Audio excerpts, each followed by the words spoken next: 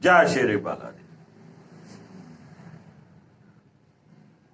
12 अप्रैल 2022 राहु मेष राशि में प्रवेश करने वाले हैं और राहु का गोचर मेष राशि में रहेगा। आज के एपिसोड में हम बात करने वाले हैं कर्क लग्न की। कर्क लग्न के लिए राहु का ये गोचर कर्क लग्न से 10वें भाव में रहने वाला है और कर्क लग्न के लिए क्या क्या फल देगा, इसी के ऊपर चर्चा करेंगे। क्या आपको उपाय करना है, बने रहिएगा मेरे साथ वीडियो के अंत तक। मैं बताऊंगा आपको राहु का क्या उपाय करना है। महर्षि विशिष्ट ज्योति विद्यालय के इस चैनल के ऊपर मैं राकेश विशिष्ट आप सबका स्वागत करता हूं। आज के इस वीडियो में हम बात करने वाले हैं कर्क लग्न की। कर्क लग्न के लिए मेष राशि का राहु का ये गोचर क्या फल देने वाला है। कर्क लग्न के 10वें भाव में राहु का ये गोचर रहने वाला है और 10वां भाव होता है हमारे कर्म के क्षेत्र का, हमारे व्यापार का, हमारी नौकरी का।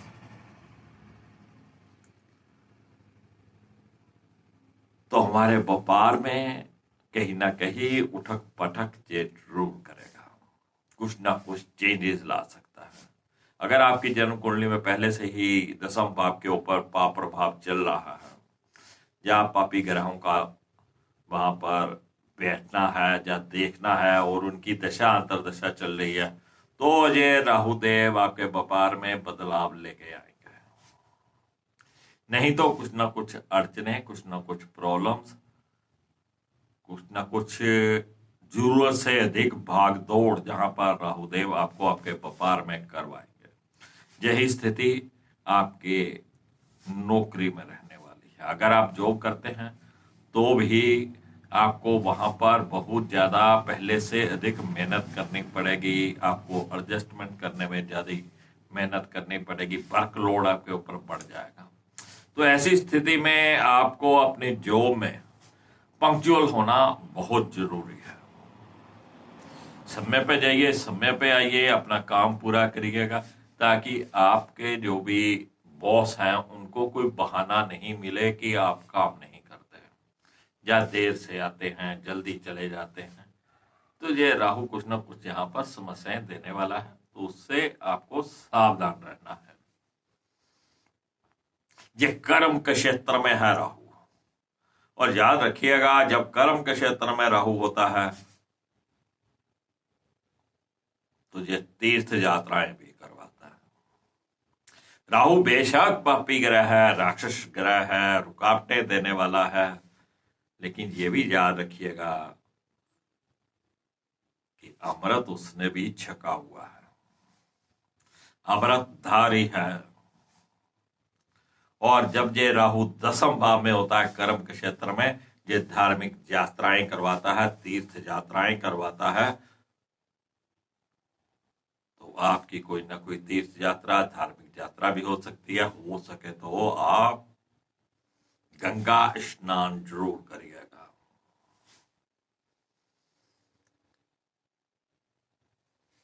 राहु की पंचम दृष्टि कर्क लग्न के द्वितीय भाव के ऊपर पड़ने वाली है और द्वितीय भाव होता है हमारे परिवार का, कुटुंब का और हमारे संचित धन का, हमारे बोल पानी का।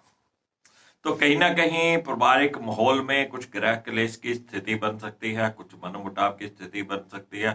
थोड़ा ध्यान रखना चाहिए।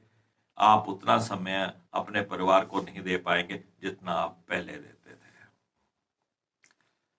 आपकी बोल पानी में भी रूखापन आ जाएगा, थोड़ा ध्यान रखिएगा। अपनी बोल पानी के ऊपर काबू रखने की जरूरत है।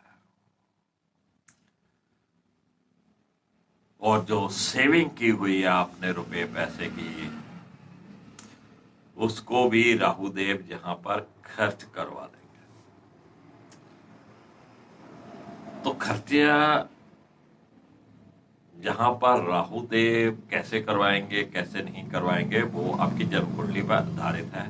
लेकिन ये जरूर है कि आप पहले जैसी सेविंग नहीं कर पाएंगे, कुछ सेव किया हुआ पैसा भी आपके पास से खर्च हो सकता है। आप अपनी पॉकेट में उतना ही पैसा रखिएगा जितनी आपको जरूरत है। अगर आपने जरूरत से अधिक पैसा रखा तो फिर पता नहीं लगेगा वो कहाँ खर्च हुआ। तो सेविंग्स में कुछ कमी आ सकती है, आपकी बोलबानी में रूखापन बढ़ सकता है, पारिवारिक माहौल कुछ डिस्टर्ब हो सकता है, दांत वगैरह की समस्या भी हो सकती है और आई साइड की समस्या भी जहां पर राहुदेव दे सकते हैं। ब्लैक शेडो बन जाना, चेहरे पे छाइयां पड़ जाना राहुदेव दे सकते हैं, तो थोड़ा अलर्ट रहिएगा। दसम भाव से ही राहु की जो सप्तम दृष्टि रहेगी वो चतुर्भाव के ऊपर रहने वाली है। और चतुर्भाव हमारी माता श्री का होता है, हमारे पारिवारिक सुख का होता है और हमारे भूमि भवन वाहन का होता है। तो हमने पहले ही बात करी है कि जो पंचम दृष्टि है वो कहीं ना कहीं पारिवारिक सुख में कमी करने वाली है। तो जो सप्तम दृष्टि भी हमारे परिवार के है उसके ऊपर है, हमारे घर के सुख में है। जब पारिवारिक सुख डिस्टर्ब होगा तो हमारे घर का सुख भी डिस्टर्ब होता है। तो आप अपने परिवार को उतना समय नहीं दे पाएंगे, परिवार में कहीं ना कहीं गृह क्लेश की स्थिति बन सकती है, या आप बाहर इतना बिजी हो जाएंगे कि आपको घर में समय देना मुश्किल हो जाएगा, या आप उतना समय नहीं दे पाएंगे जितना आपको देना चाहिए। अपनी माता श्री की सेहत का भी ध्यान रखिएगा। राहु की जो दृष्टि कहीं ना कहीं आपकी माता श्री की सेहत में उतार चढ़ाव कर सकती है, उनको या किसी न किसी प्रकार की कोई परेशानी खड़ी कर सकती है, मानसिक परेशानी हो जाती है, टेंशन हो जाती है, तो इससे भी सेहत खराब होती है। किसी भी प्रकार का आप कोई प्लॉट खरीदना चाहते थे, किसी भी प्रकार का आप कोई वाहन खरीदना चाहते थे, घर खरीदना चाहते थे, तो बहुत अलर्ट होके खरीदिएगा, बहुत सोच समझ के खरीदिएगा, नहीं तो जय राहुदेव कुछ नुकसान भी करवा सकते हैं।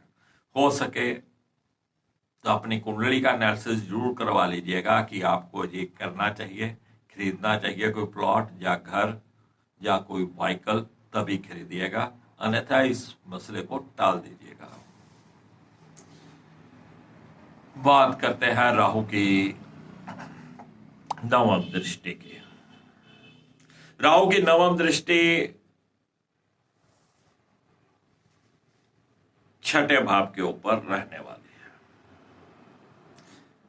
कर्क लगन के छठे भाव में। और छठा भाव होता है हमारे कोर्ट कचहरी का, लड़ाई झगड़े का, मुकदमे का, मेहनत का, जिसे जॉब का घर भी कहा जाता है, जहां से भी जॉब को देखा जाता है। तो पाप ग्रहों का छठे भाव को देखना कहीं ना कहीं अच्छा भी होता है।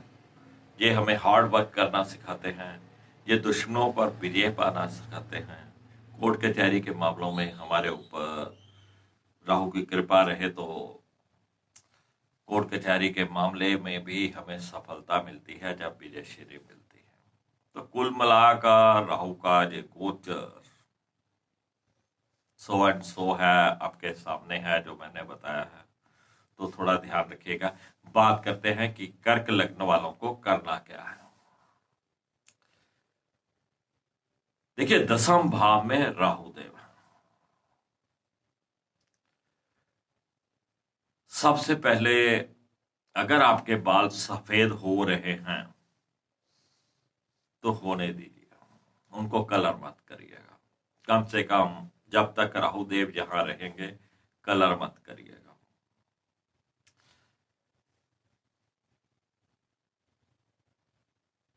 नंगे सर आपको धूप में या आसमान के नीचे नहीं जाना है। जब भी आप घर से बाहर निकले आसमान के नीचे जाएं तो आपके सिर के ऊपर लाइट शेड की कोई कैप या टर्बन या साफा कुछ होना चाहिए। बेस्ट तरीका है व्हाइट कलर का कैप ले लीजिए। तो व्हाइट कलर का कैप आप हर समय पहन के रखिए।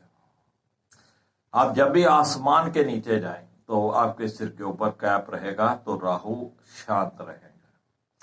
अगर आप घर के अंदर हैं या अपने ऑफिस के अंदर हैं तो आप अगर कैप उतार भी देंगे तो कोई फर्क नहीं पड़ेगा, क्योंकि हमारी जो छत होती है ऑफिस या घर की छत अक्सर वाइट होती है। लेकिन जब भी आप आसमान के नीचे जाएं सिर के ऊपर कैप रखिएगा। जो फीमेल्स हैं जो जीन या टॉप वगैरह पहनती हैं वो भी कैप पहन सकती हैं, या जो सलवार सूट वगैरह पहनती हैं तो उनको काले और नीले रंग का दुपट्टा छोड़कर किसी और कलर के दुपट्टे से सर ढक के रखना चाहिए। तो इससे राहु देव शांत रहेंगे। और जब भी समय मिले तीर्थ यात्रा जरूर करिएगा, गंगा स्नान जरूर करिएगा। चलिए फ्रेंड्स, ये था कर्क लग्न के लिए राहु का शुभ अशुभ फल। इजाजत दीजिएगा, फिर मिलेंगे। जय श्री बाला।